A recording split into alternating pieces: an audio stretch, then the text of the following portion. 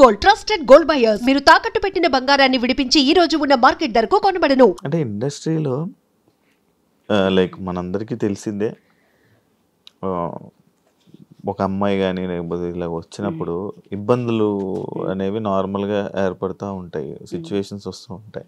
కమిట్మెంట్లు అంటారు, లేకపోతే పిలుస్తూ ఉంటారు, కొన్ని చేస్తూ ఉంటారు. అలాంటి సిచ్యువేషన్ మీకు ఇంకా రాలేదా? వచ్చిందని విన్నాను నేను. ఏంటి వాస్తవం, ఏంటి చెప్పగలరు దాని మీద? చెప్పగలుగుతా, చెప్పండి. అండ్ శివ, రీసెంట్గా మేము యూట్యూబ్ స్టార్ట్ చేసాము. సో అది మా క్లోజియెస్ట్ కాబట్టి మాకు అలాంటి ఇబ్బందులు ఏం లేదు. మేము మనీ జనరేట్ చేసుకోవడానికి అతని దగ్గర టాలెంట్ అండ్ ఎక్విప్మెంట్ ఉంది. నేను ఒక మనిషిని ఉన్నాను కాబట్టి, సో రెండు కలిస్తే మేబీ సక్సెస్ చూస్తామేమో అని ఇద్దరం మాట్లాడుకొని చేసాం కాబట్టి అక్కడ మాకు ఆ ప్రాబ్లం రావాలి. ఈ కమిట్మెంట్ ఇలాంటివి రాలేదు. అండ్ తను ఏమంటారు, చాలా చిన్న స్థాయి నుంచి వచ్చాడు కాబట్టి అంతలా అబ్యూజ్ ఏం చేయలేదు, కమిట్మెంట్స్ ఏం అడగలేదు. ఒక మూవీ చేశాను, ఆల్రెడీ మూవీ చేశాను ఒకటి, police character. 6 days shoot, 6 days shoot. తను డైరెక్ట్ గా కాల్ చేసి రమ్మన్నాడు, చూశాడు. చూడగానే ఫస్ట్ తను ఏమన్నాడంటే వీడియోలో చూసి బాగా హైట్, పర్సనాలిటీ అది అనుకున్నా. చూస్తే చిన్నగా ఇంత, నేను అందులో మళ్ళా నార్మల్ డ్రెస్ లో వెళ్ళాను, శారీలో కాకుండా ఇంకా చిన్నగా ఉంటాను. ఆయన చూసి సైలెంట్ అయిపోయాడు. నేను అనుకున్న క్యారెక్టర్ కి నీ వీడియోని చూసి నువ్వు ఎలాగో ఉంటావు అనుకున్నా, బందోబస్తుగా. ఏంటమ్మా ఇలా ఉన్నావు, అసలు అందులోకి ఇందులోకి సంబంధమే లేదు అని అన్నాడు. సార్ ఇప్పుడు ఏంటి సార్ మరి అని అంటే, పర్లేదమ్మా చెయ్యి. తనది స్టార్టింగ్ కొత్త మూవీ కాబట్టి తను ఏది అడగలేదు. డైరెక్టర్ రాజు సార్ గారు కూడా డైరెక్ట్ గా పిలిచాడు, నేను షూట్ చేశాను, వచ్చేసాను అంతే. ఎక్కడ ఎవరు మిస్బిహేవ్ చేయలేదండి. కాకపోతే రీసెంట్ గా ఎవరో ఒకతను కలిశాడు, అంటే లైక్ కాంటాక్ట్ లో మొబైల్లోనే. తను అడిగాడు ఏమని, డైరెక్ట్ గా అన్నాడు. లైక్ ఏమని, కంపల్సరీగా కొన్ని ఉంటాయమ్మా, అది ఓకేనా అన్నాడు. ఏంటి సార్ కొన్ని ఉంటాయి నాకు డైరెక్ట్ గా చెప్ప, నాకు ఎలగలేదు సార్, నేను చెప్తాను కదా, నా వీడియోస్ చూసి మీరు ఏదో అనుకుంటారు కానీ నాకు వెళ్ళగదు. చెప్పండి సార్, స్పీకర్ పెట్టా, మళ్ళీ ఏది ఉన్నా మా హస్బెండ్ మా ఇంట్లో అందరూ అన్ని స్పీకర్ పెట్టా మాట్లాడతాను.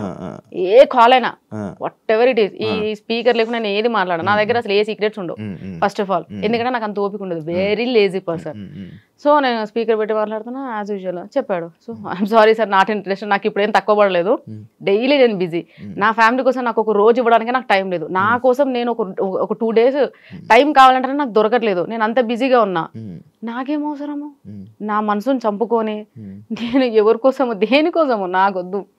నా దగ్గర ఇప్పుడు మంచి సోర్స్ ఉంది, నేను చేసుకున్న రోజులు ప్రమోషన్స్ చేసుకుంటా. నా టార్గెట్ ఏంటి సార్, ఇల్లు వచ్చిందా ప్రశాంతంగా ఉంటాం, ఆయన జాబ్ చేస్తాడు, తెచ్చి పెడతాడు అంతే. ఊర్లో కొనుక్కున్నారు ల్యాండ్?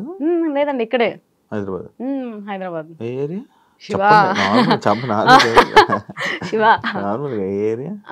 అత్తాపూర్ బుద్వేల్. అమ్మో మంచి ప్లేస్ లోనే కన్నారు. సో అలా బాగానే పడింది అయితే. ఖాళీ స్థలం. సో ఇంకొంచెం కష్టపడి ఇల్లు కట్టించేసి ప్రశాంతంగా ఉంటాను. అందరినీ ఇక్కడ షిఫ్ట్ చేసేది. అంతే. ఇప్పుడు ఎక్కడ ఉంటారు? ఇప్పుడు ఉండేది కూడా అక్కడేనండి. నేను ఉండేది ఏమంటారు కార్వాన్, జయగూడ. అక్కడ నుంచి ఇక్కడ మీ ఊరు? మేము సొంత ఊరు. అమ్మ వాళ్ళది మాడుగుల ఆమన్గల్ దగ్గర, అత్తయ్య వాళ్ళది ఆమన్గల్ దగ్గర గట్టిపల్లపల్లి. ఓకే, అది పక్క పక్కనే. కానీ పెళ్ళి అయ్యాక తెలిసింది అది పక్క పక్కనే అని. అంటే పెళ్లి చూపులకు వచ్చినప్పుడు ఓ మాది ఆమన్గల్ దగ్గరే, మీది ఎక్కడ, మాది మాడుగుల. సో అట్లా వాళ్ళు మాట్లాడుకున్నారు. నేను ఎప్పుడు అంత ఆ విలేజెస్ కి ఎప్పుడు ఏం పోలేదు సార్. నాకు ఆ ఎన్విరాన్మెంట్ కూడా ఏది పడదు, పోయినా ఇంకంతే. ఇప్పుడు సినిమాలు ఆఫర్లు వస్తే సినిమాలు మంచిగా చేస్తారు, మంచిగా క్యారెక్టర్ వస్తే చేస్తాను. ఓకే, ఏమైనా వస్తుంటాయి ఆఫర్స్ మీకు? వస్తున్నాయండి, వస్తూనే ఉన్నాయి. కానీ నాకు ఒకటి నచ్చలేదు ఏంటంటే, మూవీ ఆఫర్ అనగానే మార్నింగ్ 6 to evening 6 ఉంటుంది. మాకెలా అలవాటు అయిపోయింది ఇన్స్టాగ్రామ్ అని అంటే జస్ట్ 1 hour మధ్యాహ్నం 1 గంటలకు వెళ్తా, 3-4 కల్లా వచ్చేసేస్తాం ఇంటికి. నాకు ప్రాణం అంతా ఇంట్లోనే ఉంటది శివ, ఎప్పుడు అసలు ఇంట్లోకి వెళ్ళి బయటకి వెళ్ళడం నచ్చదు. ప్రశాంత్ ఎప్పుడు ఇంట్లో ఉండాలి, ఆయన నైట్ వేసుకోవాలి ప్రశాంతంగా, ఏది ఉండకూడదు. నాకు ఈ మేకప్ ఇది నాకు పెద్ద చిరాకు. మెడలు ఏమేసుకో ఎప్పుడు వేసుకోలేదు నేను, ఏది వేసుకోను. దాని గురించి అడిగారు యాక్చువల్లీ, తాలిబొట్టు ఎందుకు తీసేసారని అడిగారు. నేను ఎప్పుడు దానికి అంత ప్రిఫరెన్స్. ఇలా అంటే పెళ్ళి అంటే తాలిలో ఉంటది, మెట్టెల్లో ఉంటది, గాజుల్లో. నేను మెట్లు ఉన్నాయి నేను అది ఎప్పుడు చూసావు శివ? ఎప్పుడు చూసా కాలేదు అంటే జస్ట్ క్వశ్చన్ అడిగే ముందు జస్ట్ చెక్ చేసా. ఓకే. అయితే కానీ నేను ఎప్పుడు అలా ఫీల్ అవ్వలే.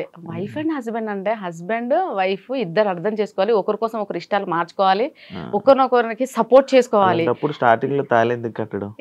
వాళ్ళు పెద్దవాళ్ళు చెప్పారు, హీ డిడ్ ఇట్ అండ్ నేను కూడా తలొంచాను కట్టించుకున్నాను, అది అక్కడ వరకు ఓకే. అదంతా నేను అంత సీరియస్ గా ఏం తీసుకోలేదండి.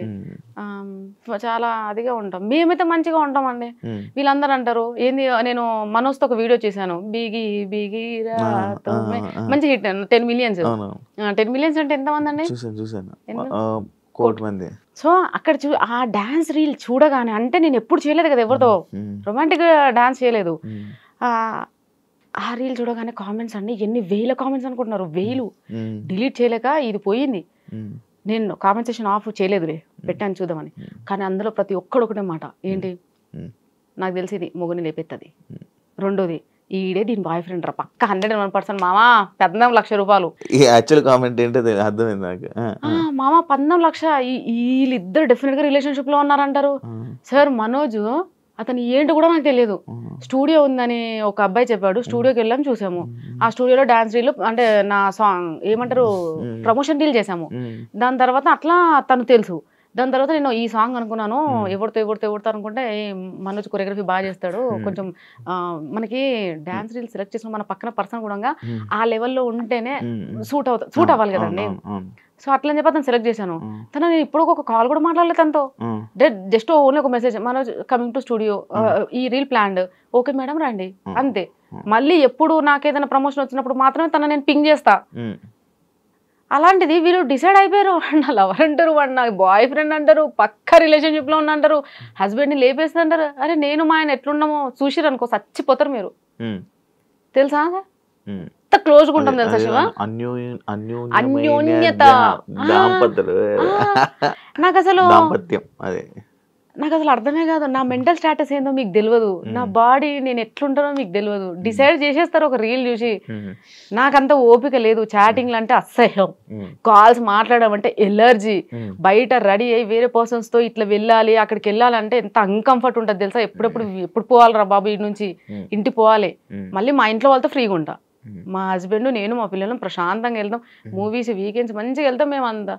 వీళ్ళు ఆ రీల్ చూసి ఏదనుకుంటారు, నేను అదే అంటాను సార్, ఒక రీల్ని చూసి ఎందుకండి ఒక జడ్జ్ చేసేస్తారు. ఓ డ్రెస్సింగ్ చూసి కూడా, డ్రెస్లో ఏముంటుంది, నా క్యారెక్టర్ ఏందో తెలియనప్పుడు డ్రెస్సింగ్ చూసి క్యారెక్టర్ ఎలా చెప్తావు? అంటే డ్రెస్ ఇంకా స్లీవ్లెస్ వేసుకుంటే ఇంకా అయిపోయిందా?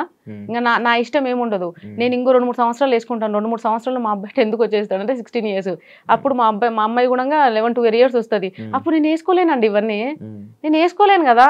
అంటే నేను వేరే ఫ్యూచర్లో యంగ్ లేడీస్ వీళ్ళందరూ అడిగితే నేను వేసుకోకపోతే అది నేను ఫీల్ అవ్వాలా? నేను పుట్టింది ఎవరి కోసం? మీకోసం, మిమ్మల్ని సాటిస్ఫై చేయడానికి పుట్టినా, నా కోసం నేను పుట్టినా? మా నాన్న నన్ను ఎందుకు అన్నాడు నాకు అర్థం కాలే. ఇప్పుడు వేసుకుంటారు మీరు? నేను రెగ్యులర్ గా నేను అలాగే ఉంటాను సార్, లూజ్ టీషర్ట్లు షార్ట్ వేసుకొని ప్రశాంతంగా అంతే. ఇంకా నాకు ఫుల్ ప్యాంట్లు వేసుకోక ఇప్పటివరకు ఇంట్లో ఎప్పుడన్నా మా ఆయన చూసాడేమో అడగండి, ప్యాంట్లు ఎప్పుడన్నా మా ఆయన చూసాడా? మా ఆయన ఇంకొక హ్యాపీ ఏంటో చెప్పనా, శారీస్ లో ప్రమోషన్స్ చేస్తూ శారీస్ లో రెడీ వెళ్తున్నా చూసినావా, అమ్మ నా జన్మ ధన్యమైపోయింది, నేను ఇంకా సచ్చే వరకు చూడాలనుకున్నాను నేను చీరలా. ఏదో ఇంట్లో ఫంక్షన్ అయితే మాత్రం వెళ్తాను సార్, అత్తయ్య వాళ్ళ సైడ్ ఫంక్షన్స్ ఏ ఫంక్షన్ అయినా కానీ పక్క శారీ, ఎందుకంటే అది వీళ్ళ రెస్పెక్ట్ పక్కన పక్క శారీ. మళ్ళీ మా ఇంట్లో ఇక్కడ సైడ్ మా అమ్మ వాళ్ళ సైడ్ అయితే లేదు కాంప్రమైజ్, అందరికీ తెలుసు కదా సార్, చిన్న ఉన్నప్పుడు చూసారు కదా, లైక్ ఈమె మగ పిల్లల్లో పెరిగింది, ఈ పిల్లకి అలవాటు, సో అదే. కానీ అత్తయ్య వాళ్ళకి తెలియదు కదా, కానీ అత్తయ్య వాళ్ళందరికీ మాత్రం మోస్ట్లీ తెలుసు ఈ అమ్మాయి వెస్ట్రన్ లోనే ఎక్కువ ఉంటది అని. సో అట్లా, సో మా హస్బెండ్ మాత్రం చాలా హ్యాపీగా ఫీల్ అయ్యాడు. ఏమంటే ఇన్స్టాగ్రామ్ వచ్చిందో చీరలలో కనిపించినవి, నా జన్మ ధన్యం అయిపోయింది.